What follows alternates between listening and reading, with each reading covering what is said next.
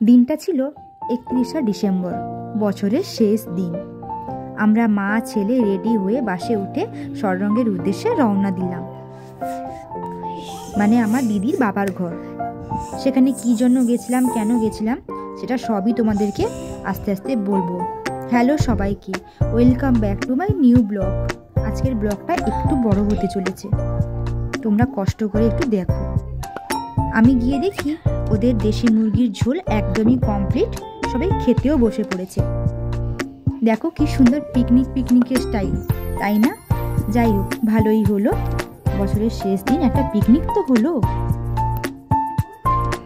ওরা কিন্তু সবাই মিলে খুব মজা করছিল, কিন্তু দুঃখের বিষয় আমার একজন দেওর, ও কিন্তু বাড়ি চলে গেল। যথারীতি রাত সন্ধ্যাবেলায় সবাই চা খেতে বসেছিল। তারপরে এবার তোমরা বুঝতেই পারছো আমরা কি জন্য এসেছি। হ্যাঁ, আমার দিদির জন্মদিন উপলক্ষে আমরা গেছিলাম। আমার দায়িত্ব ছিল বেলুন ফোলানো। মা মাসি আমরা সবাই মিলে বসে পড়লাম বেলুন নিয়ে বেলুন ফোলাবো বলে। ব্যাস, আমার কাজ কিন্তু এটুকুই ছিল, বাকি কাজটা আমার দাদা মেসো জেঠু এরাই করবে। ব্লগটা কেমন লাগছে অবশ্যই কিন্তু তোমরা জানিও, আর আমার পুরো ফ্যামিলিকে একদিন তোমাদের সঙ্গে অবশ্যই পরিচয় করিয়ে দিব, যেহেতু তোমরা দীর্ঘদিন আমার ব্লগটা দেখছো। এবার দাদা জেঠু সবাই মিলে ডেকোরেশন করছে, এদিকে আমরা কিন্তু সবাই রেডি হচ্ছি। মাঝখানে আমি রেডি হয়ে একটু কিন্তু ব্লগ শ্যুট করেছিলাম তোমাদের সঙ্গে শেয়ার করব বলে। ব্যাস দেখো, সবাই কিন্তু রেডি, দিদিও রেডি, যথারীতি কেক কাটবে বলে।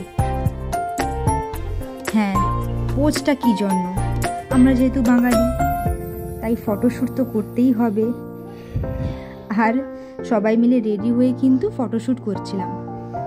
আমিই বলেছিলাম, যেহেতু আমি ব্লগটা করব তাই বলেছিলাম তোমরা একটু আগে ফটোটা তুলে নাও। কেকটা দেখো কি সুন্দর, তাই না? Happy birthday to you. Happy birthday to you. Happy birthday.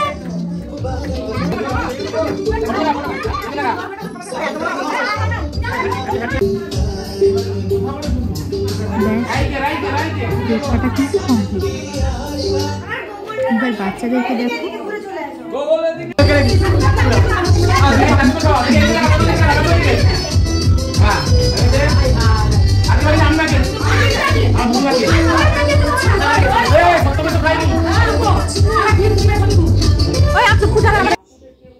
যাই হোক, বার্থডেটা আমরা এইভাবেই ছোট করে সেলিব্রেশন করেছিলাম।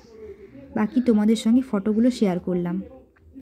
31শে ডিসেম্বর প্রত্যেক বছর কিন্তু আমাদের খুব সুন্দরভাবে কাটে, ফ্যামিলির সবাইকে নিয়ে আমরা খুব আনন্দ করি।